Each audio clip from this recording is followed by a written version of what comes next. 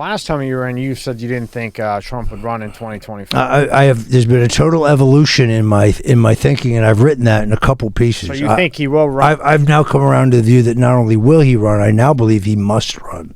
And do you think that we will be able to find a way to make it fair and legit? That remains to be seen. You could do it two ways. One, you could go into each state and amend the state laws. And in the states where you have recalcitrant Democrats, you could do it with a constitutional amendment. But time grows very short.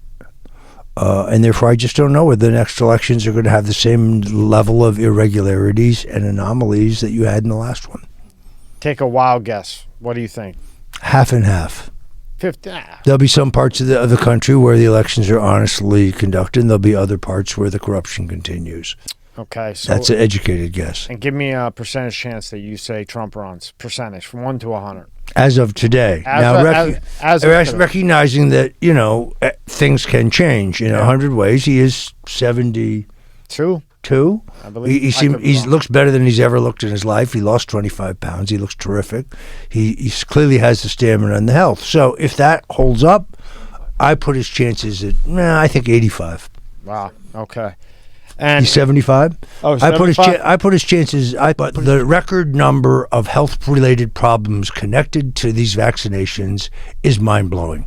Cancer, heart attacks, particularly reproductive problems with women. There is no question that these spike blood proteins are sticky. This would, if you had the number of deaths we already can chart by the CDC's own numbers, and I think we all concede that those are probably low. If that number of deaths were resulting from any FDA-approved drug on the market today, the drug would have been pulled. What's the rush? Why do we all have to be vaccinated? It's not to protect us from the virus, because we know definitively the vaccination does not protect you from the virus. So why are we being asked to take the virus? Control. That's what I think. Population control. Population control. Which Bill Gates has been very clear about. We'll end up hiring taxes and pushing the minimum wage up to $15 an hour. Do you think that will happen? Or do you think... Yes. Look, I think the Chinese want the collapse of the dollar in our economy as quickly as possible. And there's just no question that the leaders of the Democratic Party are deep, into the Chinese experience. Unless you think the Red Chinese were just helping Hunter Biden because they liked him as a person. I highly doubt that. Right. So would you agree with me? Right. So the point, of course, is that that the sooner they can hasten the collapse of this. I mean, it's almost hard to believe. In other words, people say to me, these policies are so outrageous. Can they really be that stupid, or are they corrupt? It's one or the other. Either they're in on it and they want to destroy the country, or they're just misguided and they don't understand how harmful their policies would be. 2024, Apple will have their own Facebook, Twitter, social media platform. And as you know, Apple is not going to censor things. Have you ever been censored with anything with Apple? Here's what I know. Apple refused to give the email records of the terrorists who killed people in San Diego to the FBI, but they turned Roger Stone's records over like that. Apple turned your records over? Yes. Your phone records? Yes. All my records. Wow. Cloud records, yes. Let's not get the idea that people at Apple are not part of the globalist elite. Did they have the password to your phone? Of course they do. They're Apple. No, I mean, did you give them the password to your phone? Who's them? The FBI. They didn't need to get it from me. They got it from Apple. Holy fuck. Really? Yeah, it's got substantial news. So terrorists, no, we're not giving up their stuff. But Roger Stone, here it is. Wow, that just blew me away. That just proved everything I thought completely wrong.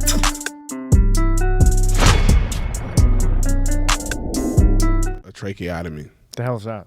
Sounds like if you're gonna cut my balls off. If you're in anaphylactic shock, anaphylaxis, whatever that shit is called, yeah, and your airway closes up, I could cut your neck and Save You me. survive until the ambulance gets there. All right. Well, if you ever take me out to eat and there's mushrooms, I want to slice, but I want to still look good. So Okay. you better be able to stitch too. I give you a trick. And I'll go to my guy to get plastic surgery. Hey man, I'm not opposed to plastic surgery. Fuck. Why not look as long as you can? Fuck. I lost some weight, so I have these Yeah, like sagging bags under my eyes. So when I I get don't like, see yeah, I do. Yeah. Well, I'm the same. That's how I look at plastic surgery. Like, bro, when I first saw it, I'm like, this motherfucker look perfect. I just get Botox. My daughter, like people. I rarely. How many cc's? Not a lot, right? No, I know. No, fuck. Give me no. I get hammered. Really? Fuck yeah. You don't look like tight. Like your face is moving when you're talking. I got a good doctor for. Okay. I got a good guy. He knows what he's doing. Knows where to put it. No, I get like 80 IU. Oh, okay. Yeah, I'm not like. You don't 300. look. So Eddie Murphy's ex-wife, Nicole Murphy. Bro. You know her? Yeah. You know Eddie Murphy. I don't know Eddie Murphy. I know his daughter. and He's I know funny his- as fuck. I know his ex-wife. And when I'm around her and she smiles, she can't even make a full smile. No, I'm not that one. Yeah, you're not that bad, bro. No. I just get a little bit of Botox. Anybody that doesn't, go to work. So See, you don't need that shit. You guys don't get wrinkled. yeah, I'm negro. Yeah, we were talking. He's got Italian in him. Yeah, I got some black in me too. Yeah, Of course, bro. Italians are light-skinned black people. yeah, pretty much. You're Like, light-skinned. I mean, literally, if I never ever tan, I put a tanning bed in my house. Yeah. But different bulbs. But if I never do, I'm still pretty dark. I seen the movie Casino, and a few of those people had hair of the negro descent. Yeah. Believe it or not, my hair's curly. Curly as a motherfucker. I totally believe that. Yeah. I totally believe. I went to this broad, right? And like they do that straight and shit. Yeah. Because it was so curly. Well, the bitch made it too thin. Went fucking crazy. So now I just say fuck it and put in whatever the hell. What is it? Italians and Jewish have curly hair. Jewish people. Yeah, but Jewish people are cheap. Yeah, I don't know. Nothing against Jewish people. No, nothing. Maybe. My managers are Jewish. Shout out. Yeah, to the but I'll tell you Jews. what, they're good at business. Yeah, they are. Yeah, you want a Jewish guy They- on your side, man. I don't know why they like to make money because they don't spend it. No, they're cheap motherfuckers, man. They- I had a lot of Jewish friends, right? Really, really nice. Yeah. And I mean, one of the best business people. yeah. But fuck, if you owe them a cent, they'll remember that for the next 6 motherfucking months. Yo, Tommy, you owe me $5. Right. $5 for what? Oh, well, remember you told me I got your burrito? Christ, it was 3 months ago. I remember this shit. $5. But when it comes to business, man, they win. They win all the time, bro. But like, bro, in my career now, like I hang around a lot of rich people, and the rich people I hang around, some of them are not entertainers. The ones that are not entertainers, they live like they're poor. They have like nice cribs and a decent car, but when it comes to anything else, like I went to Las Vegas with one of the richest guys I know. He didn't take a suitcase. Who's if you don't want to say his name, don't say it. Spencer Galbraith. He's over Tupac's record label. Oh, really? Yeah, he's over the Tupac. While he's deceased, he's over Tupac's record label. That's my dog. Well, tell him to stop mixing fucking shit beats with the lyrics. I, Well, they agreed or not. mm, Pac had 100 songs left, Yeah. and then his mom got the rights to the material. right. Then she got him, and the original beats that Pac had are not the original beats that this guy put on, and they Right. suck. Right. Yeah, It's a numbers game. It's a numbers game. They suck. Yeah. Have you heard the ones They're without not, his they're, beat? they're not hard. They're not what Pac would want. No. But he's over Pac's estate or whatever. Yeah. The music side. We flew to Vegas, private jet. He didn't take no suitcase. All of his outfits he bought at Target. Shoes included.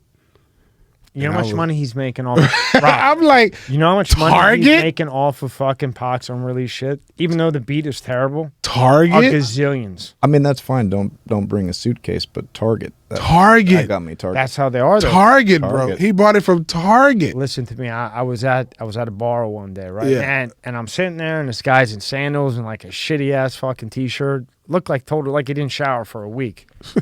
I go ask my friend. He's ordering all this shit, and everybody knows him. Right. I asked my son. I said, "Who the fuck is this with this fucking nasty fucking like? Does he need a no-tail clipper? You know what I mean?" Little did I know, the guy's a fucking billionaire. Has a fucking like 90-foot yacht. But that's how they are, and that's why they got 90-foot yachts. because they go to Target. They penny pinch. Idiots like me and you, we go to Gucci and Louis Vuitton and fucking Rolex and shit. You know what I mean? We're morons. They're the smart ones with idiots. the sandals in the big house. You know what I mean? And nobody knows shit. Me and you, we're dumbasses. We go get as soon as the Yeezys come out, we're there. The Pradas, we're there. I need the them. Gucci shoes that are comfortable, they come out. I don't know who took over Gucci now, but I need some head check. Who is over Gucci? Because because remember the designer changed, and now it's all weird. Yeah, Gucci is. I don't know who's over Gucci. But remember before, whoever was running before was kind of like our style. Like because now Gucci's doing the shoes that say it's fake and the shirts that say it's fake and not real, and they coming out with like weird bees and butterflies on the fucking bags. Yeah. Like, I mean, I got butterflies in my sneakers right now, but these are all right. I love butterflies. But the other shit is a little bit crazy, right? Yeah, so it's like, man, go back to the OG Gucci. The OG with the horseshoe. Yeah. That's the shit that's been around forever. Yes. And then Louboutin came in. Louboutin. And the women love the red bottoms. I don't like Louboutin shoes. No, I don't like them. They're too narrow. Not for a guy. Like, not for... I own 0 red bottom. I own 0 too. Yeah. That's a girl thing. Alexander I'm not being fucking sexist, for Christ's sake. No. Alexander McQueen is my... Alexander McQueen and Balenciaga. That's Balenciaga, That's my... Yeah, they make good shit. Yeah, Balenciaga, that's my shoe. Gucci, Balenciaga, Alexander McQueen, Rolex. You know what I never got? Rolex make shoes? No, I'm just saying like damn, brands. I don't make enough money. They make pens.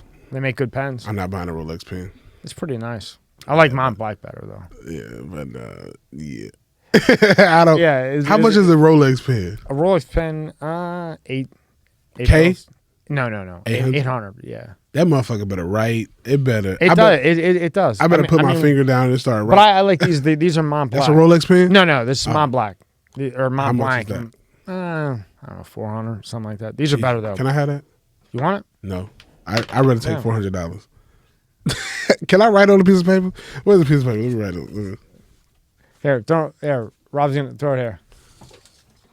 Let me. Tyler's like, what the fuck is going on? I just want to write with it and see how a $400 pen writes.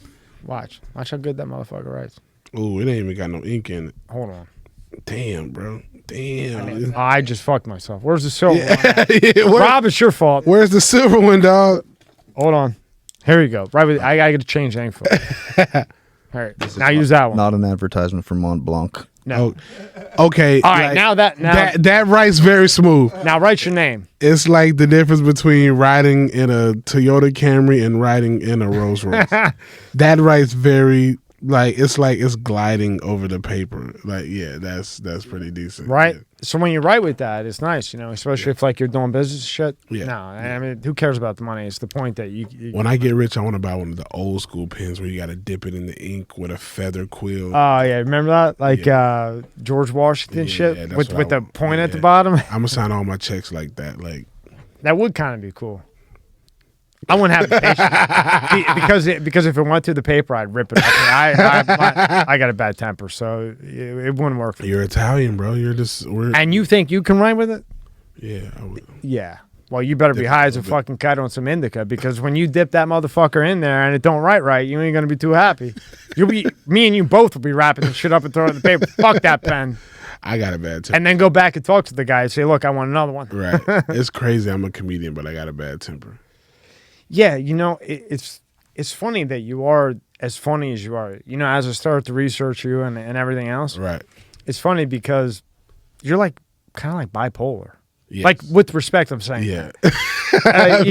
It's like you're like really funny. Yeah.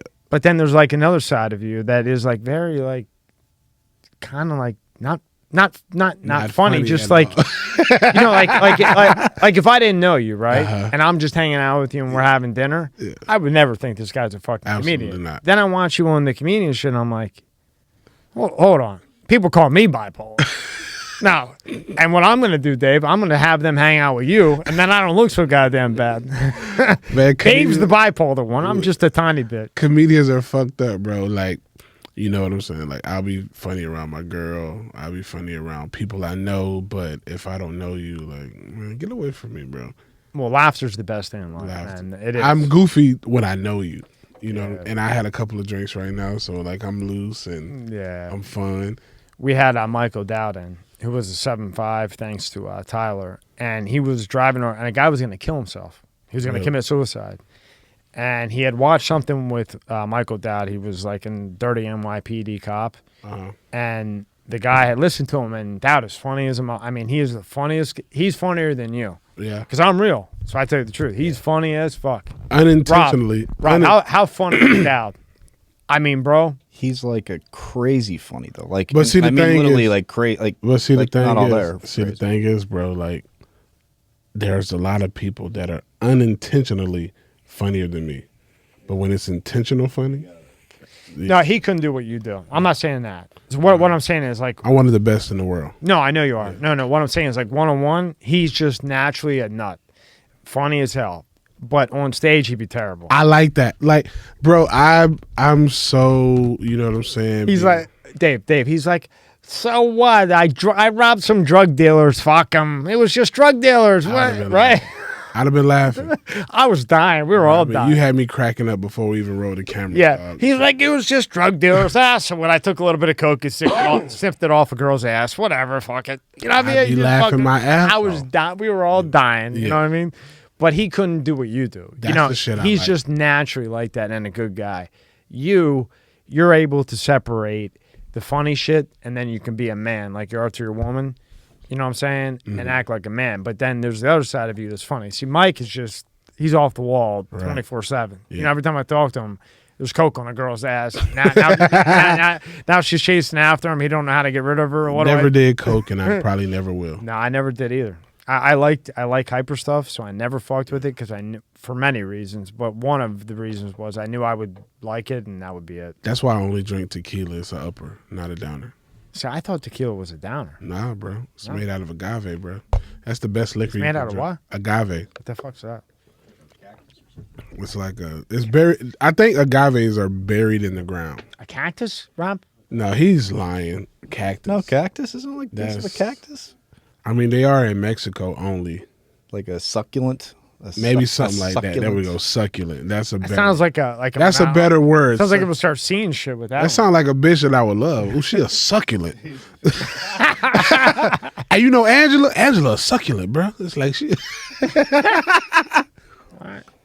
Cactus, succulent, whatever. Fuck it. Cactuses, bro. They are. If cactuses were humans, they would be immune to COVID. Well, they never died, even through the Ice Age. Alligators, cactuses, And roaches. cockroaches. Roaches. Yeah, never died through Ice Age. That's what they used to say, bro. If there's ever an atomic fallout, only thing that would be left is Cher and cockroaches. Yeah. Well,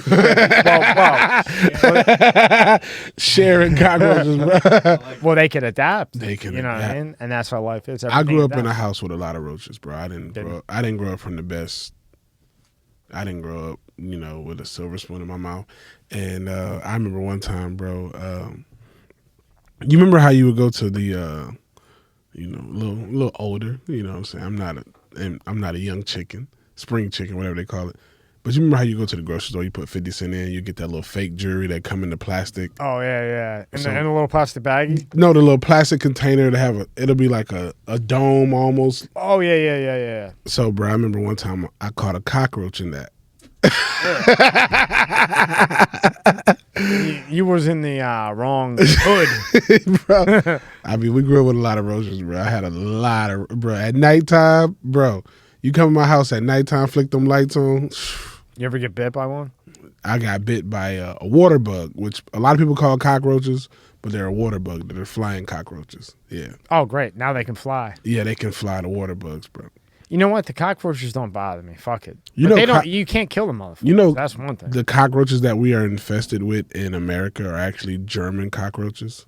No. Yeah, they're German cockroaches. How the hell do you know that? You're a comedian. I'm on that spectrum of the type of people that read and research type of shit. I didn't know that. No. So one time I caught one of those cockroaches in one of those little plastic containers that the fake jewelry came in that you got for 50 cents.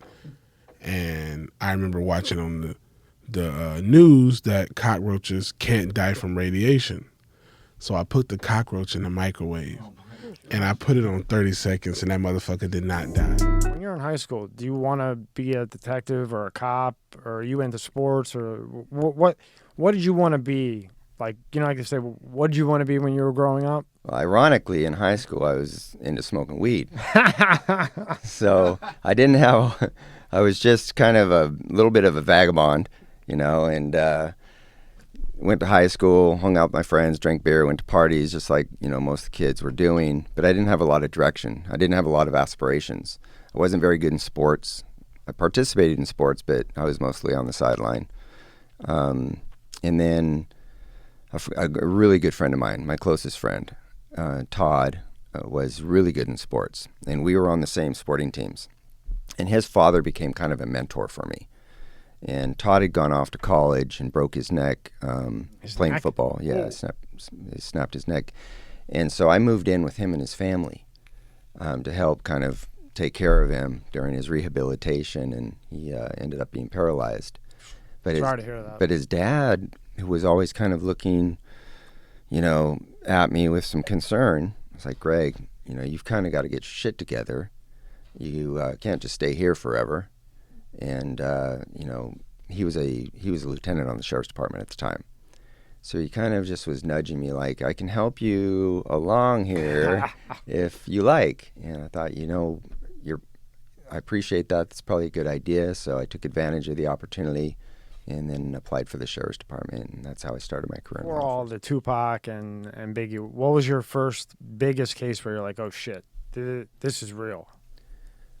So I remember when I really felt like I had accomplished what I wanted to was when I got into gangs. And we used to have this assignment that's called Crash. And Crash was an anti-gang unit. So I had spent a year and a half working as a patrol officer.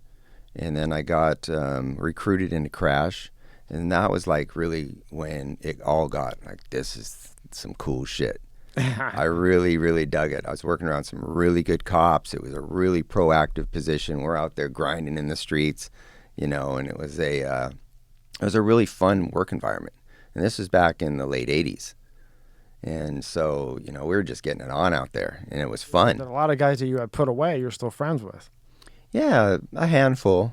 Some guys, as you're going through the process of the prosecution and you're developing a rapport with them, because it's not supposed to be personal, and most of the time they respect you're just doing your job if you're doing it right. And you recognize that they're just doing what they're doing. You don't support it or agree with it, but it doesn't have to become this personal issue. And so it always worked out best for me to just build a rapport. Yeah. Like, this is what's up. I'll be honest with you. Hopefully you be honest with me. And we always tried to help each other out the best we could under the circumstances. So I built a good relationship with people who turned out to be, aside from some of the decision making they made, in their life, really decent individuals. People that I could actually say really interesting enigma, really. He's a guy I think was really looking for a place to call home, and I think he thought he found that at death row, with Suge Knight kind of as a mentor. But I think he was always looking for that sense of loyalty that comes with, family, which he didn't have. And so I think that was one of the things that allowed him to be vulnerable, but also one of the things that allowed him to be vulnerable with the wrong people. He goes to Quad Studio, mm-hmm. and he gets shot 5 times. Slide 3. He gets shot 5 times, and then he goes to court, I think, 2 days after the shooting. Right. And he thinks it's P. Diddy or Diddy and Biggie. Later, he finds out it wasn't. Yeah, so he suspects that those guys maybe didn't have anything to do with setting him up, but that they knew about it and either didn't warn him or found out about it after the fact and didn't tell him who it was. And so, his perspective is like, again, where's the loyalty? I'm coming over here, we're working together, and it's cool, I'm helping you, you're helping me, and then this happens, and who do I trust? I can't trust you, obviously, because you guys knew about this and didn't do anything to warn me. Because him and Biggie were really close at one time. Yeah, I talked to Valletta about this, and she goes, man, Pac would come over and sleep on our couch, and they were like that. They were as close as You know, they were really He didn't close. get Shot 5 times. He didn't? No. How many times did he get shot? He shot himself. and Tupac then- shot himself? And then he got pistol whipped, and he suffered several huge lacerations on his head, which is why he's bandanaed the next day when he goes to court. Wow, I always thought he got shot in I'm the sorry, head. not bandanaed, but he had bandages on his head. I thought he got shot in the balls, the head, and the three other. He got shot in the balls, right? He did. It's because he had a gun of his own. Yeah. And in the chaos of the robbery and the confrontation, he's trying to pull his own gun out of his waistband. Hawk was under Interscope. Right. And so it was actually Interscope's idea that, hey, this guy who's this incredible talent that's languishing away in jail would really probably be a good fit over here with this rap label in Los Angeles, Death Row. And so it was really the corporate executive's idea that this might work really good. And so they suggest it. And Suge's like, yeah, I'm all about that. Okay. So he then goes and makes the offer and represents it as we can get you out. And they do. And they get him out. Now, he signed so many albums with Death Row to do I think it was 3. 3? Yeah. Okay. To satisfy the agreement. Agreement for the million. But nothing was really in his name. Did you see that in the finals? Like the car wasn't in his name? So this is what Suge used to do. He would give people gifts and help them get houses and whatever, but it was always working towards their own royalties. So they thought that these are the benefits of being involved in this really successful record label, but other people are keeping track of what you've been given and what you're spending, and then using that back against your own, profits. Tupac thinking that P. Diddy and Biggie set him up. So there's one at this time. That was in 94. Right. Then in 95, Suge Knight and Suge Knight's bodyguard gets killed by Diddy's bodyguard, right? Diddy's bodyguard shoots Suge Knight's bodyguard. Yes, that's 95. Nobody was ever convicted or even arrested on that case, but according to all the collective information, that's the most likely scenario. Diddy and Suge are at a nightclub in Atlanta. They get into a small little confrontation inside the club. An off-duty cop says, y'all need to take this shit outside, kicks everybody out, but he holds Tupac and Suge and his entourage back because he wants to get a little separation between the groups. So he sends everybody outside. When Suge and Jay Robles get out there, those other guys are still there. So it picks up right where it left off. A gun gets pulled out. Jake gets shot. Some people say that the guy was actually going to attempt to shoot Suge, and Jake did his job and jumped in front of Suge, took the bullet for him, or Jake just ends up in the line of fire. So there's a little bit of a foot pursuit. Everyone disappears. They're never able to figure out what happened, but presumably it was Diddy's bodyguard. Right. So now you have like the cocktail for the perfect disaster about to happen. Exactly. You got Tupac thinking this, Suge thinking this. Now they're together. Yep. It's a matter Perfect of time. storm. Perfect storm, right. Yep. Okay. Now, they go to the MGM, the Tyson fight, okay? And prior to that, somebody had stole a Death Row chain, like Right. at a strip mall. And somebody says to Tupac at the Tyson fight at the MGM, hey, that's the guy who stole my chain. Is Correct. that accurate? Yeah, so Tupac's walking out. He's all pumped up. He just comes out of the arena. He knows Mike Tyson personally, right? So they run into a guy named Orlando Anderson. Orlando Anderson is a guy who tried to steal a Death Row medallion about 3 months earlier. And so Trayvon Lane, was the bearer of that medallion, says, yo, there's that motherfucker basically that tried to steal my chain. Pac takes it upon himself to go over there and sucker punch Orlando. The rest of the mob Pyrus and the rest of the entourage jump in and start kicking the shit out of him. And that sets everything in motion for what will happen in a couple hours. Yeah. Okay, so now that happens. Okay, so now they leave the fight. They're going to Suge's Club 662, right? Right. They're on the way. Orlando Anderson's pissed. They're on the hunt for him. Right. They're in the white Cadillac. They make the U-turn. Whatever, people are hollering. They pull up, pop, pop, pop, hit Pac, and graze Suge. Right. Do you think that Suge knew any, like, why not hit Suge and Tupac? Why just blast Tupac and Suge only gets a graze? So you think about, put yourself in the mind of the shooter. Mm-hmm. The shooter knows that that's the motherfucker that just attacked me. Even though the rest of them jumped in, he's like, he started it. He's the one who ran up to me first and hit me. So that's where his focus is, right? He doesn't care about Tupac as a, multi-million-dollar, artist. He's just like, he's from the streets of Compton. That dude assaulted me. You're gonna pay. So his focus is there. But he's just shooting. You look at the bullet spread on the side of it. It's not accurate. It's just he happened to hit Tupac, and one of the bullets happened to be fatal. So just he'd have been happy to shoot Suge too. Be the brightest, tack in the drawer a bit. He's smart enough not to put himself right in the line of fire. Yeah. If you're gonna have somebody drive up and shoot your number one artist, which doesn't make sense to begin with, you certainly don't sit on the opposite side of him where 2 inches to the left and he's dead too. The case in 06. Mm-hmm. What's the theory that lands on your lap of who killed Tupac? When you get the case. When we get the case, we believed it was either the strongest theory was obviously the Orlando Anderson Southside Crips. We just saw Orlando Anderson getting the shit kicked out of him 2 hours before the shooting. We knew that him and his Crip friends were all there at the fight, and that we're staying in Vegas. So most of the evidence was pointing directly at the Southside Crips. And so that was the working theory. The other one that was kind of a weaker theory was the Suge Knight one, where Tupac was going to leave, and Suge Knight figured out I can make more money off him if he's dead, as opposed to being gone. So that was the kind of second, but it's a weak theory. It's one that wasn't really well entertained because there was no evidence to support it. And the motive was weak. There was no evidence. So it had always, and by Las Vegas themselves, they were always pretty confident that Orlando Anderson was, in fact, their shooter. They just in the best position to shoot because, of course, Terrence Brown is driving. Tupac's out to the left side of the vehicle.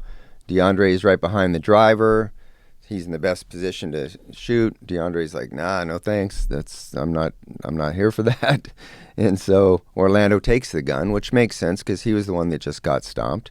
He says, give me that motherfucker. And he grabs it and he leans over DeAndre out the window and starts popping and shoots and ultimately kills Tupac. And that was the end of that. That was it. Now, the wire from Diddy was never proven, right? We don't know if there's a wire, a check, if it was ever paid. This is all just rumor. Keefe D heard from several different people who were in a position to know this. They weren't just random people. They were people that were associated with Zip. And the story is that after the hit, that Diddy had given Zip half the money that was discussed, and Zip just kept it. Took it all. And is it true that Diddy had called and said, "Hey, was that you guys?" Do you have that factual? The very following day. Well, this is Keefe D's story. Okay. It's never been corroborated by cell phone records or anything because we're getting this information 2008, 2009, so 12 years after the fact. And so we, couldn't go back and see whether these phone calls actually happened. But according to Keefe D, who's in a position, he's compelled to tell the truth about what he knows. It's like, hey, the next day after Vegas, I get a phone call. It's actually Puffy calling Zip saying, hey, was that us? Obviously aware that Tupac had been shot in Vegas. So. For Diddy, he was in a very, very difficult situation. The conflict that had been growing between him and Suge was getting out of control. As we mentioned earlier, a bodyguard of his was believed to have shot Suge's bodyguard. Blood was on the ground. It's getting really hostile. Suge kidnaps an associate of his, trying to find out where Diddy's house is in L.A. so he can go track him down. Like, this is real for Diddy. He's like, man, if I go to L.A., I got a target on my back, and, I'm desperate. And out of that desperation, he's talking to Keefe D and having a conversation about this conflict. I think he's just having exaggerated speech, like, man, motherfucker, take care of these dudes. I don't, just whatever, make it go away. I don't think that he's sitting there saying, listen, go kill him. Let's have Yeah. But he's talking to a guy who does this type of stuff and is associated with people who do this stuff. Orlando was wanted for other murders at the time. So I think he, probably was a little too loose-lipped, and out of desperation made comments that led Keefe D to believe that he could collect on this. And they had reason to now because Orlando had just gotten stomped. So just on principle, Tupac was going to get shot that night, aside from any financial conversation that had happened earlier, just on principle. But then Keefe D's thinking, oh, shoot, 2 birds with 1 stone, we'll take advantage of this. To have any different opinion, do you think that Diddy did put out there $10,000 per death row chain? That's just a street rumor. We've never corroborated it. The Mob Piru Bloods on the street were actually aware of this rumor, believing it to be true. But these are street rumors, and they're very difficult to corroborate. We certainly don't have any evidence that it took place, but people were acting as if it were true. One of those things, right? Yeah, one of those things. So now, were you ever able to go ahead, I'm sorry.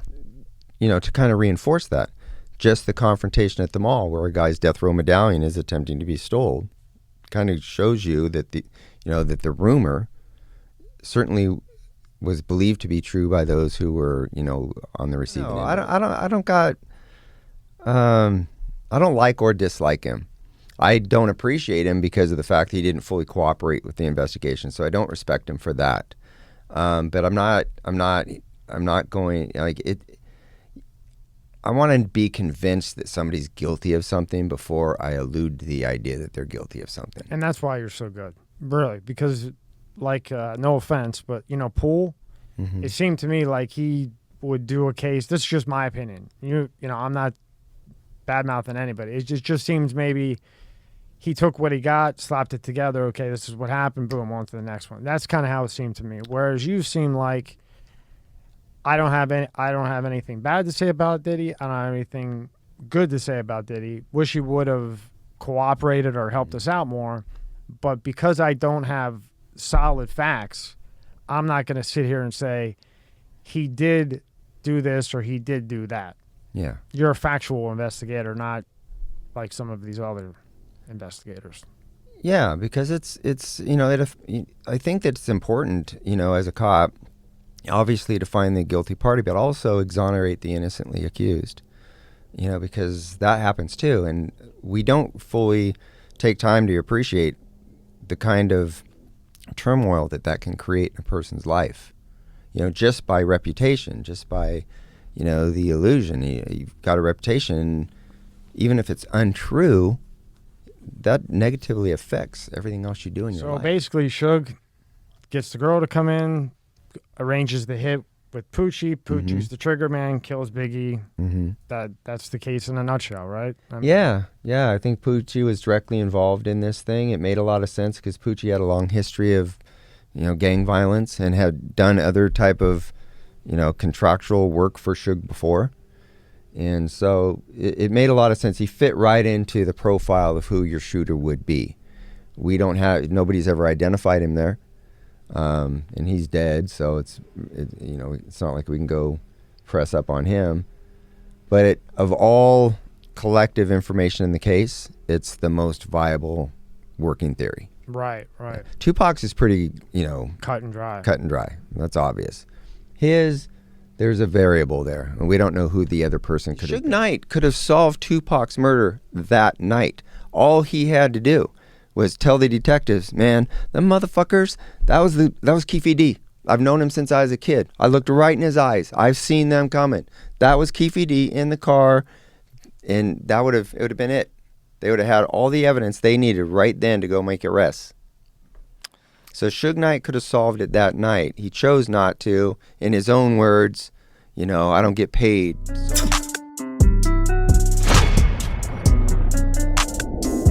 What do you actually, like when you're a director of OR, like what do you actually do? So I'm the director of entertainment. So now I have the power to really create the energy in the room, whether it's DJs, influencers, come and host, or artists to come and perform depending on the weekend and what kind of, format we're going for that building. But this is something that is really my forte. And Rhino wanted to give me that position. That's the crazy part. They were like, hey, we're bringing in another GM who's going to be the GM of operations. You're going to be the GM of entertainment. But the way that they did it, again, didn't feel genuine. Yeah. Like, I didn't hear that there was another GM coming in until I randomly walk in on a Friday night. I didn't get a phone call and say, hey, Legato, you know, we're going to keep you as a GM, but we're going to bring in another GM. No, I walk in on a random Friday night. And just out of nowhere, boom. He's sitting right there. Yeah. That's fucked up. Yeah. Yeah. So if that's how they want to do things, that's how they want to do things. But best of luck to them. Right. But it's Yeah. not for you. Right. And now For you're at sure. a better spot. And you're basically, you call the shots. You know Yeah. what I mean? You have a chain of command. Yeah. But you call the shots with approval. Right. Pretty much is what you do. And as long as it makes sense, it's me. And obviously, it makes sense because in 6 months, what you do with Rhino. Yeah. I'm telling you, Tony would text me and be like, dude, this guy's amazing. Yeah. Tony's a really nice guy. Yeah. That man has seen me. He's seen Rhino dead at like 1 a.m. I would walk in at 2 a.m. and sales would just skyrocket. And then he would just see like 40, 50 people come in right behind me. Did he have his ticker? He didn't need it. He knew already. That was the funniest thing, man. I couldn't believe he did that. He's old school. Yeah. But he's a gangster, man. Yeah. He's a fucking gangster. That's what he is. And the greatest thing that he said the last time he was in, he was like, you know, I don't do it because of pussy or whatever. He goes, I do it to make people happy. Mm-hmm. Man, he's got a big heart, that dude. Yeah. Really good guy. Well, wish the best of luck for him with whatever. I'm sure he'll keep in touch with you, right? Oh, yeah. We talk every day. Awesome. Yeah. Awesome. Good guy. So check this out. So the guy who comes and washes the cars, well, yesterday washed the cars at the house. Yeah. Okay, so he's at Double D's or whatever it was when he was there. Yeah. No, it wasn't Double D's. It was it's what Rachel's? Yeah, Rachel's. It was, what's the other one? You got Rachel's, you got Monroe's, Aura now. I think it was Rachel's. It was either Rachel's or Monroe's, right? Okay. So he's in there and he's having a drink, right? So he's like giving a bunch of money to this one bitch. Well, this other bitch is getting jealous that she's not getting money. So she comes and brings him a drink. Puts 20 fucking Xanaxes in his fucking drink. Okay? You might have heard about this. So then he leaves. He's all fucked up. Like, he don't even know where he's at. He's trying to drive home. Yeah. Runs into a cop car. Oh. Out of all things, a cop car, right? So then they take him. He wakes up. They ask him, they say to him, what was the last thing you remember? And he's like, look, I was at the strip club. I was giving this girl money. This girl brought me this drink. And, after that, I don't know what the hell happened, So he does it. And, they try to hit him with reckless driving, DUI. Well, then they send detectives to, I think it was Monroe's. Monroe. They send detectives there. And this girl had done it to like 3 or 4 other people. No. So he got off. They let him off. They dropped the case, and they arrested her and fucking buried her. Damn. And I was like, dude, out of all things, you had to hit a fucking cop car. Yeah. But he got out of it. 15, I don't know if he said it was like 15 or 20 fucking Xanax and a shot at the. And this girl was doing this over and over. And they would send the detectives in just to watch. Yeah. You know what I mean? To overlook. And then they saw it happen 3 or 4 times. Boom. Wow. Bitch got fucking cooked. Wow. That's crazy. So now, to you, yeah. How is this DJ, and now you're working at a strip club or running a strip club? How does that affect you having any type of relationship? It's not that bad. Actually, the girl that I'm dating right now, I met at the strip club. You have a girlfriend? Yeah. Really? Yeah. Wow. The girl that I'm dating right now actually worked at the strip club, and she gets it. And I think that's the best thing for me right now, because I need somebody like that. But she's a special one, and not for the reason that I met her in the strip club, but because what she sees in me throughout all these situations. So I feel like you meet people at the right time, at the right place, for a certain experience, for you to learn something from that person, whether you're with that person as a friendship or a relationship forever or not. I think everything comes with a learning experience. And she saw what I did with Rhino, and she was like, you could be doing this for yourself. Like, people follow you. You have that good energy. And I'm like, we need to work together every day because I need to hear this every day. Yeah, and then you gotta go pop. Yeah, right? yeah. So I see someone and I hear someone that is, you know, bigging me up is what I like to say, you know, bigging me up and just inspiring me every day. Like she just puts it in my head every day. And I just got so inspired, and I'm like, it was like, forget how she looked. She's a gorgeous girl. Just her thought process on what she thinks I should be doing in this industry like this. I was just like, you got to be mine. Where'd you meet her at? Which one? Actually, we met at Cheetah. We didn't meet locally here in Palm so Beach. You meet Cheetah her at and- Cheetah because Yeah. I got to hear about this girlfriend shit. I didn't think you. Okay, so you meet her at Cheetah, right? Yeah. And then what? You just start talking to her or whatever. You take her out.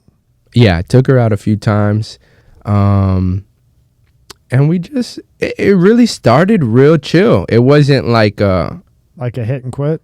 right. It wasn't like, I think you're attractive, she thinks I'm attractive. Let's hook up and see where it goes. It was really like, you know, she's from Palm Beach. She knows a lot of the people that I know. And it's like, how haven't we ran into each other before? So it was a lot of like connecting the dots with us, and, you know, and, I can't believe it. yeah. And she told me one time, this is crazy. She told me one time, she was like, you were DJing at a club and I looked up at you and I always thought you were cute. I just was never in the position to like kind of approach you. And it just so happens years down the road, we meet. She works in the same industry as I do. And yeah, she came along with me and at Rhino, killed it with me at Rhino. And then she felt the change. And now she's with me. She's a manager at Aura. But Oh, she's a manager too. yeah, So you're the director, or she's the manager. yeah, VIP manager, yeah. Oh boy. Yeah. You guys better never break up, or that's gonna be a bitch. I think the relationship we have, if it didn't work out, I think it'd be really, you know, calm, cool, and collect. Because you get. It sounds like you guys are like friends first. Yeah. And then that led into a relationship. Yeah. You think she's the one? Oh, you better be careful because if she watches this, you're dead. Yeah. No, I haven't met anybody like her before. Curse words I knew, but I was just so upset. I spoke to him once and I was just so upset. And that was it. Never heard from him again. Ironically, I find out that he's a musician. Really? He doesn't even know that he has a son that's a well-known DJ. But yeah, he back in his time, he made it like on BET or like a music channel network where he was putting out videos and doing stuff with some big names back then. But yeah, he doesn't even know that he has a son in the music industry. Well, at least you got a little bit of music talent from him, maybe. Yeah, right? maybe that's about it. You think you ever tried to reach out to him I tried. and just no go? He wouldn't answer. Really? And it wasn't because I wanted to reach him. It was because I have he had a son. So I have that half brother. And it's like, I want to meet my brother, you know? Yeah. It's like my mom had one by another man, so I have my half sister, but it's like I have that boy. Like I grew up never really having that like male, you know, kind of just, you know, you usually have siblings that like pick on each other and do this and have fun. It's like, yeah, my sister's like 12. I can help her raise her, but we really don't get along, you know, like we can't share those things. So I never had that sibling to share something with. But this brother is like, he's up there in age. It's like, let me meet my little brother, you know, Yeah. and he just doesn't reach out to the point where he even questioned if I was even his. And I was like, What? I was like, I'm a grown man. I'll fly to you and I'll pay for the blood test if you're that not sure. And he didn't even write back. And they're cool, but they're not a person. Right. You know what I mean? And then I got another dog. And that was cool, but not a person. Yeah. You know, because, you know, you work all day and then you come home and it's like, fuck, I'm watching this movie alone. Again. Yep. I'm watching TV alone again. Yep. I'm in bed alone again. Mm-hmm. I'm like cooking dinner, eating alone again. Mhm. And I just want to like talk to somebody. Mm-hmm. You know what I mean? It sucks. Yep. But Yep. but now you have it, man. Look, you're Yeah. smiling. Look, Yeah. motherfucker. I'm happy with this one, brother. Yeah. And I don't have kids. I have 3 godchildren, right? No kids. And I always told my boys, if you really know me, my mom knows me till this day. I told her, I said, I don't want to date anybody with kids. Like, I don't see myself dating with anybody with kids. And because she's such a good person, it's like, it's like for the first time I'm going against my own views because she's so like, she's just worth it to me. I'm happy for her, man. I'm really happy for her. She's worth it to You try. know what? And the kids will give you practice for when you have one. Right. You're definitely gonna have. Not one, not two, 3 kids to have practice with, huh? You got 3 kids to have practice with. Yeah. How many do you think you'll have? I do want 3 of my own. You want 3 more? You got 6 kids? But Jesus fucking Christ! You better fucking start working more. No, I've always told my mom this. I want 2 of my own, and then I want to adopt 1. Oh, that's Yeah. I've always told her that since I was a young boy, and it's just the feeling of like, again, you know, I want to give someone that's not mine that unconditional love. You know, That's so true. definitely want to adopt 1. And I know you mean that too. Yeah, no, it's something I've been wanting to do. I bet you any money you have girls. Yeah. I bet you do. I if I do have girls, I don't want my past to to come out of them. Listen, you have a past. I have a past. All my friends. Yeah. All my friends. Fucking. I mean, I could go down. I can go down the list. Yeah. Of my friends. Yeah. That, you know, were pigs at one time. Mm-hmm. You are definitely gonna have a fucking girl. Ah. No doubt about it. And then you're gonna have to deal with her dating guy. Yeah. Oh, I cannot see. I'll be ready for it. You'll I'll be be at ready the gym for it. about 10 pounds bigger with a baseball bat. I'll in be at back the of gym car. way more in the little tucked right here. Yep, little something. That's it. Yep. Yep. That's it. I bet you. I Yeah. bet you have. I bet you. Here's my prediction. You ready? Mm. I say within the next 6 months you're engaged. I say within the next. I don't know how much you're fucking her. It's none of my business. But how many times a week would you say? No, it's not even times a week. It's literally times a day. Yeah. Oh. It's that type of relationship. Okay. Yeah. Within 6 months she'll be pregnant. Well, she's already got 3, so she's obviously fertile. Yeah. Okay, so within 6 months she'll be pregnant. Then that will push you to, ask her to marry her. Then you'll be engaged. Yeah, 6 months. 6 months, because you're fucking her all day long. I mean, she's fertile, so she's gonna get pregnant. I mean, it's a matter of time. And then when she does get pregnant, you know what the right thing to do is. Yeah. You get the ring and you get engaged. So I think in 6 months, you'll be saying, Tommy, I'm having a little one. And then you'll go to the ultrasound and you'll be in there and then you'll find out it's a girl. And you'll say, Tommy, you were right again. Yeah. And I would just sit there and say, I told you. Told you so. motherfucker." Ah, Tommy, you the man. And then you know what? You could babysit my motherfucking kid. Then you got more. Yeah. That's it. Yeah, mine's 1. Yeah. House fatherhood. Interesting. When they're young, it's tough for a guy. Yeah. You know what I mean? What the fuck can I do? Mm-hmm. I'm not changing diapers. Yeah. We've already had that conversation from day one. Yeah. But, it's tough. It's tough because it changes everything. You can't watch a movie anymore. You can't, if you want to go to dinner, it's the whole thing. Yeah. And, it's until they're older. Right, And when right. she's older, it'll be cool. But, the first year is rough. You talk about for me having a girl. Yeah. And you were redoing Experiment Rhino and managing that and that whole gig. Yeah. And then what happened with that? Rhino's a great corporation to work for. Tony came to Rhino to do what he does best. And that included me because we had the same vision. And it worked. We had another vice president that came in and had different thoughts on what he wanted to do with Rhino. And, for that reason, we had to switch up, the way he wanted to run things. With LA opening up, Tony went back to LA and opened those clubs up. So this VP came here and, put his touches on things. And I just didn't agree with it. It wasn't the way that I signed up for it. So I was like, let me just exit myself because one thing about me is that I stay true to myself and I don't let money buyers as an outsider. Tony comes from Vegas, offers me a GM spot at Rhino. Again, an outsider. And now this guy Mike comes from Orlando, outsider.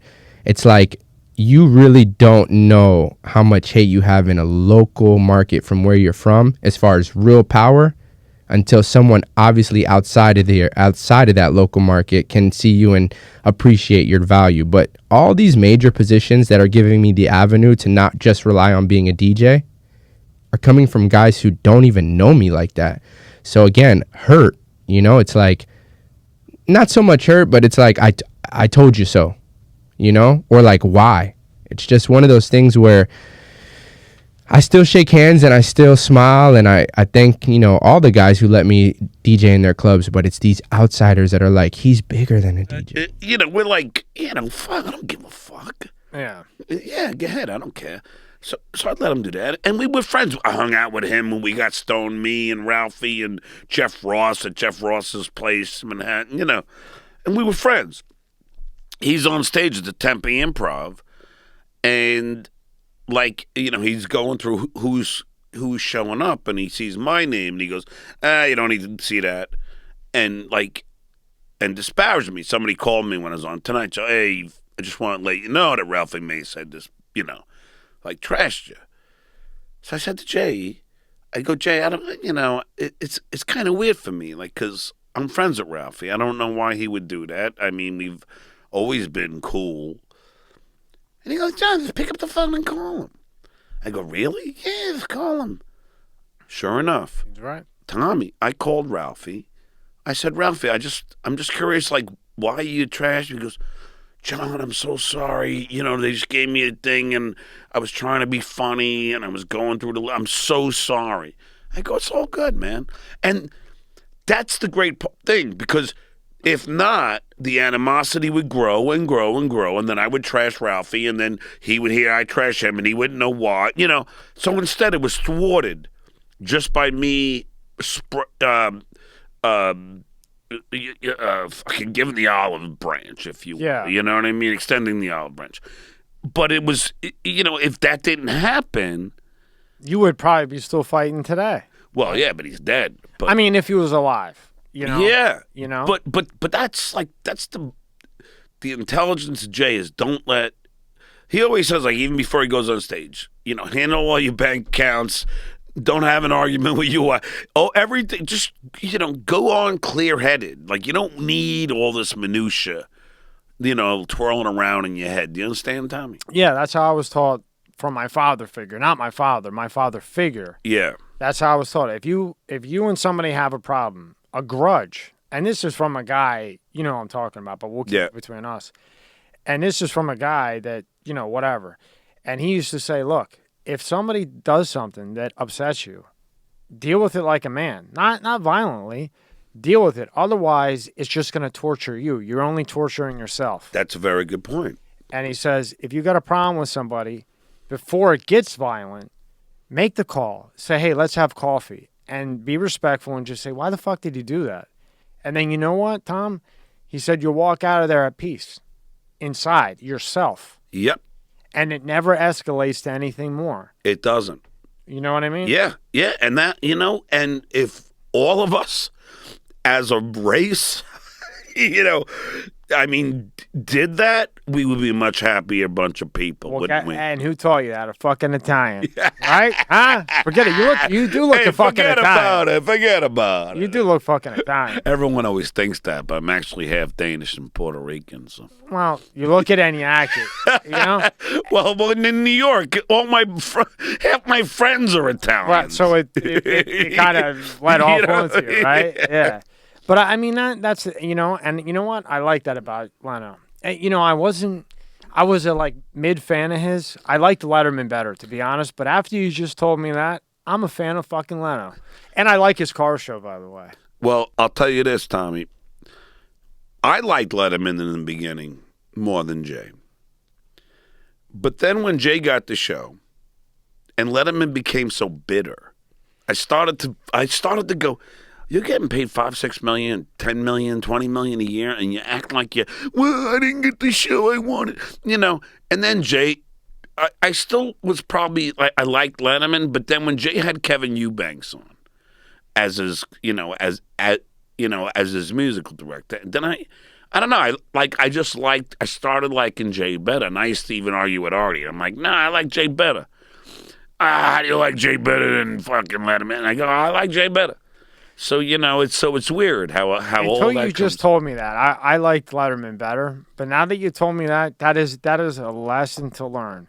Just like you were teaching people about the stuttering. Yeah. I hope that somebody that has that issue watches the part 1. Yeah. And that helps them because, man, that sucks. And I when I went through the video from yesterday, I mean, you wouldn't even know that you were stuttering. I know, but I was telling you why. Yeah, well, you taught yourself.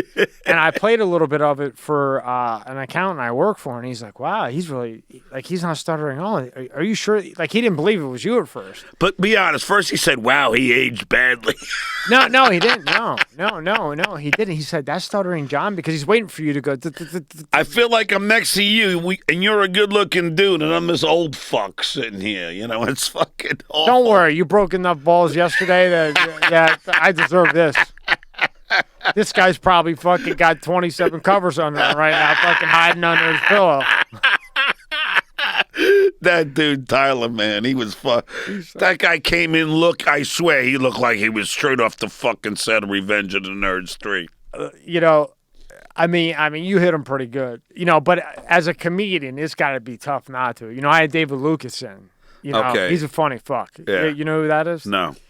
He does a lot at the Comedy Store. Oh, okay. He's opening up for Chappelle, Rogan. Oh, yeah, I love Dave Chappelle, by the way. Yeah, no, Lucas is a Hey, I'll tell you a funny story about Dave Chappelle. Tell me. Did I tell you what already? No. At Howard's birthday party, we were in like a hotel bar, but it was like upstairs. There wasn't no windows. It was like we were upstairs somewhere. Me, like 2 other white guys, like from the Stern Show staff, and Dave Chappelle. So I light a doobie. So I take a few hits, give it to the next white guy. He takes a few hits, give it to the next white guy. He takes a few hits, give it to Chappelle. And he goes to take a hit. And the security comes over and goes, hey, you can't smoke pot in here. And Dave's like, oh, so the white guys were allowed, but the black guys start smoking?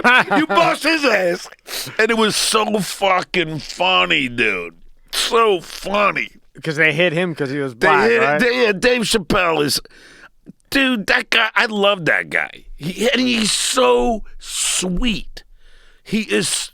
Tommy, he's such a sweet guy, and I've met a lot of really sweet people. The guy turned down fucking $1 gazillion. You know what I mean? Well, because he believed in what he wanted to do. That's what I'm saying. And you got to respect that. Of course. Of course. And, I've watched a lot of his interviews and stuff, and he's a cool fucking dude. I would, I'd love to sit across from him, not for the fucking views. Who gives a fuck? I don't, honestly, I don't do it. Like I told you last night, I do this like therapy. It's just cool meeting people like when I'm, 16, 17. Did I ever think in a million years I'd be sitting next to Stuttering John? You know what I mean? Well, I appreciate it. Or Greg Kading, who solved the Tupac case. Yeah. You know what I mean? And he's a hell of a guy. Greg Kading is, if you're ever going to get arrested, he's the one you want to arrest you. Because you know why? Because he's only there to do his job. He's not there to bury you and fuck with you with the fucking, we're going to fucking give you 20 fucking years. He's the type of guy that comes up and says, hey, don't listen to these guys. You fucked up. Everybody fucks up. Yeah. He just does his 9 to 5 and goes home, or 9 to 9 probably, or 9 to fucking 999. You know what I mean? Yeah. Just a really cool fucking. Yeah. And you can respect somebody like that. Not the fucking guys that we were throwing cupcakes at, and now they got some power, and then they try to fuck you with everything. Yeah. But now that you said that, going back to Jay, man, I'll tell you what. Now I like Jay better. Well, I'll tell you another great. Well, I have so many great stories about Jay. But I'll tell you, when Howard was beating him up so much, because even though they said, John didn't do anything on the show, why did Howard bitch for fucking 3 months and trash Jay Leno all the time? But he was hitting Jay prior to you even leaving. Not really. I thought he was. Well, I mean, obviously you know more than me. But it's interesting that you say that, because he did every once in a while accuse Jay of stealing his bit. Oh, Tommy. The thing is, this is the best. Howard brainwashed me on this. Howard always said, and this is for anybody that's watching or listening to the show, For years, Howard said that jaywalking was a theft of the homeless game.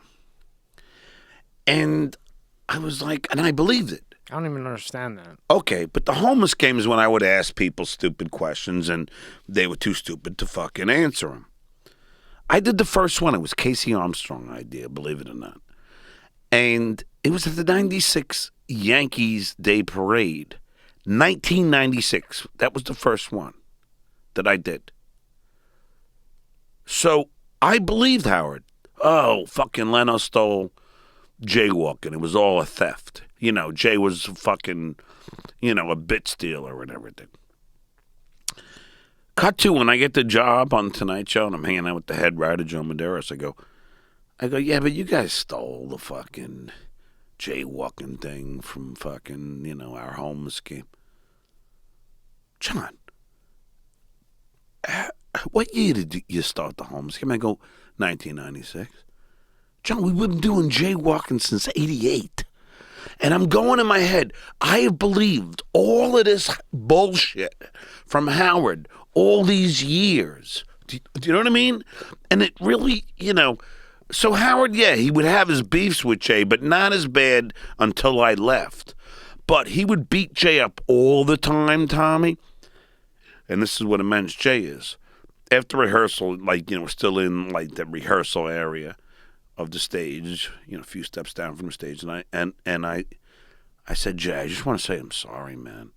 If it wasn't for me, you wouldn't be getting beaten up every day on the airwaves.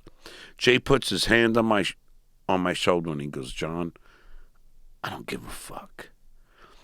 And that to me was really cool. You know what I mean? He was saying, I don't care what your fucking dickhead ex-boss is gonna say. You know what I mean? Yeah.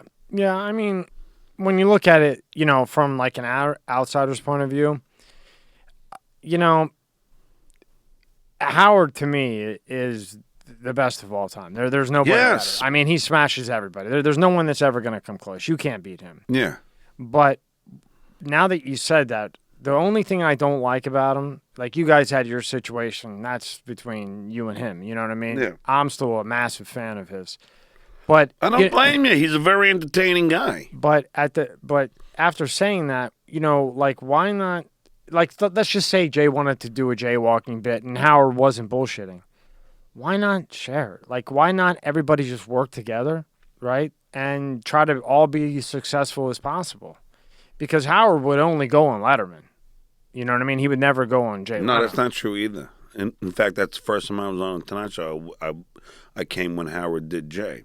In fact, that's when Howard did Jay? Oh, yeah. I was too young. Well, you should look at this one. This is when Howard brought two lesbians in to kiss on the Tonight Show. How'd that go? And Jay was fucking livid. Was he? He walked off the fucking set. Because, Jay's fucking American Pie. Yeah. And he's just and he's like, and the funny story about Bowie said is that, he was talking about Bowie after the show, and he's like, it's all pussy, pussy, pussy, that one. All pussy, pussy, pussy. He was pissed. But, pussy sells, though. No, I know. And, look, I was with Howard then.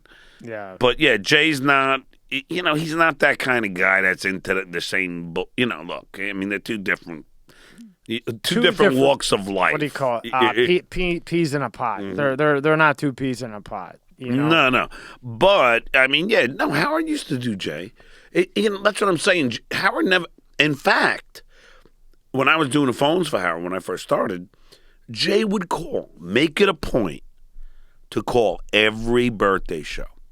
Every time it was Howard's birthday, Jay, as the host of the Tonight Show with Jay Leno, he would call Howard and do jokes for Howard on his birthday. That's an Italian thing. That's how he was raised. And that's probably, I'm thinking about it as you're talking to me.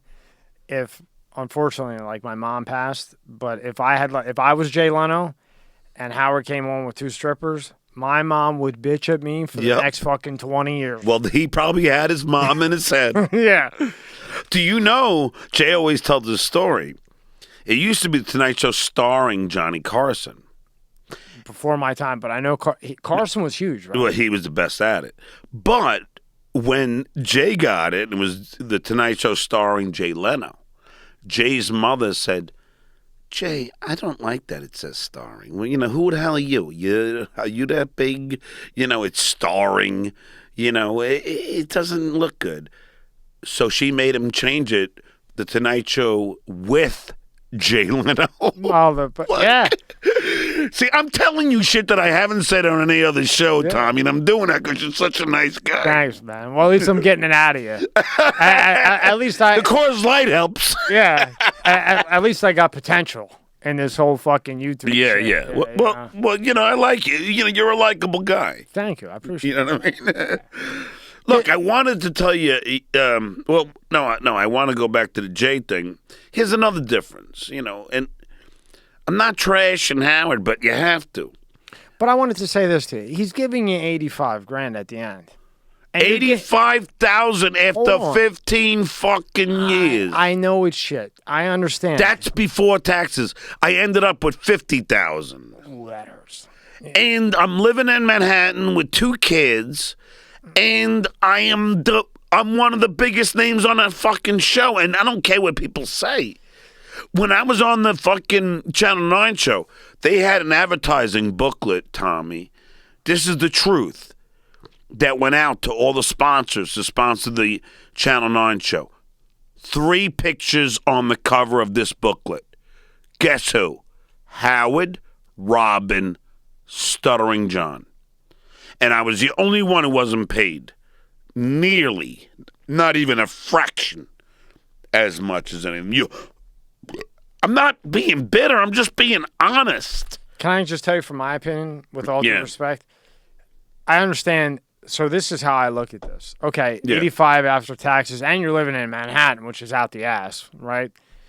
So, by the way, that's the last year. Yeah, that's the last year. That's fucked up. Okay, so on average of the 15 years, I averaged out about $25,000 a year. Ooh, I love Howard, and I don't have anything. I can't stick up for him for that one.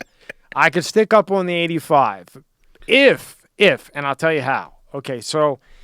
Yes, he didn't make you. I agree with you. We talked about this last night. You were funny and doing your gigs from, fucking 5th grade? You were fucking around. You know what I mean? Ever since I was a kid. But he gave you the spotlight. Yes. So I would say... And I'm grateful to him for that. And so you're a man to say that after what you've been through. And I wish you'd go back on the fucking show. I would do it in a heartbeat. I hope he would never have any of us on. I hope somehow he fucking sees He doesn't want to know that Howard anymore. Look, let me ask you this, Tommy. But it was so fun. Tommy, let me ask you this. He has said to everybody, my first $2, throw them out. Don't read them because that's not who I am. He has said that. But that's what made him. I know, but Tommy, that's what he said. So he comes out with this bullshit Howard Stern Comes Again book, and which didn't sell nearly fucking not even close to the other 2. But he's telling all the people that fucking support him and bought those books in the days that you were a fan, that's not me. Fucking throw that shit out. Like suddenly he's changed so much. You think because of Beth? Because of Marcy Turk, Yoko Turco. Marcy Turk. He would call her Yoko, right? No, I call her Yoko Turco because she's the one that ruined the man that was actually the most entertaining radio broadcast in the world, because she came in and said, now you're going to be nice and you're going to have celebrities on and you're not going to say anything bad, and then all the nicknames changed. Gary and Wendy became Gary the Conqueror. Wendy the Slow Adult, and they changed everything. They started editing out every single thing that Howard said bad on this show, and that's a fact. Who is editing it out? They have an editor on that show that goes back and edits out all or any, like, you won't even hear Artie.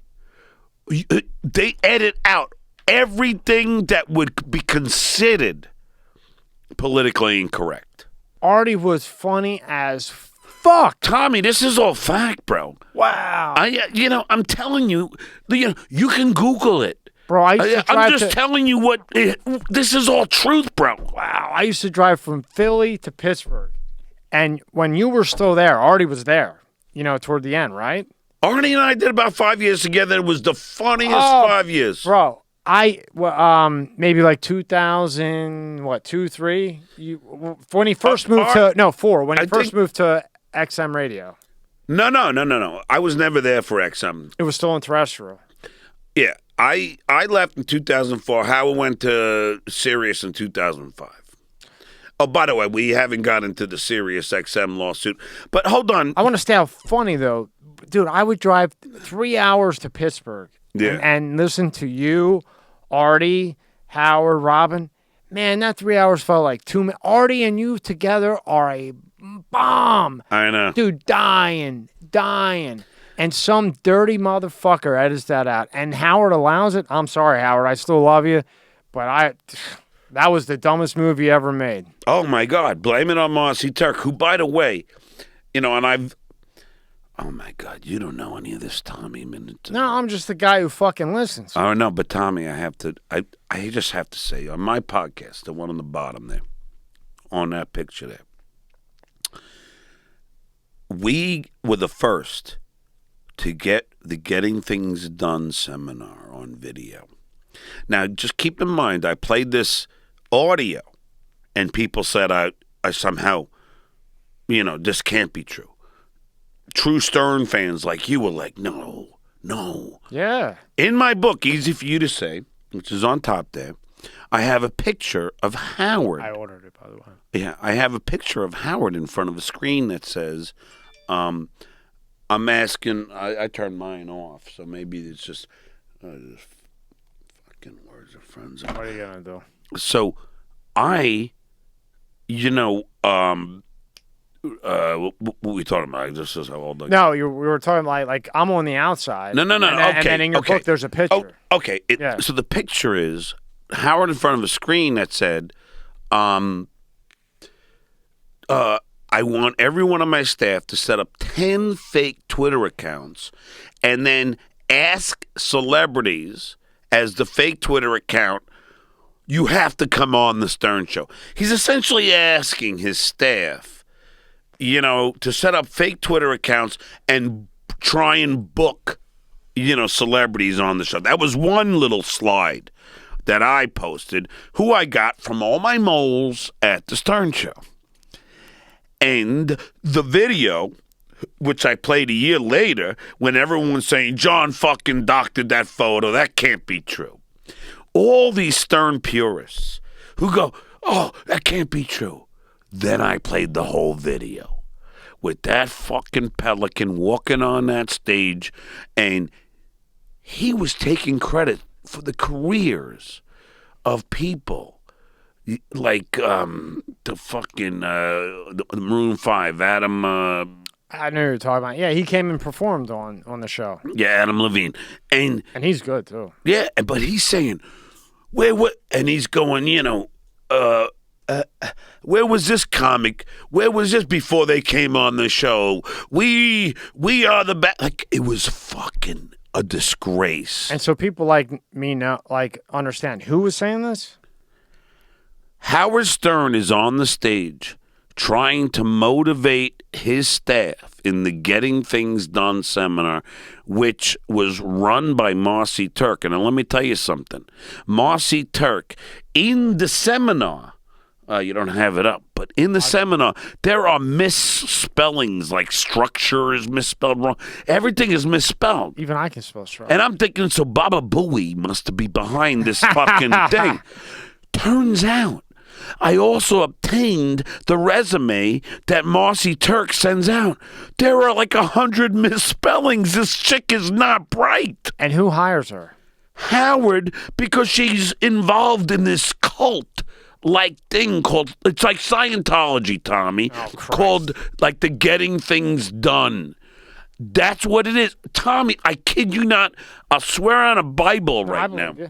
This is all true. So when he does this seminar, and it comes out, and Me and Royce right there. We are watching it live. We are playing it, and we're goofing on him and going, I can't believe he has become everything he's goofed on in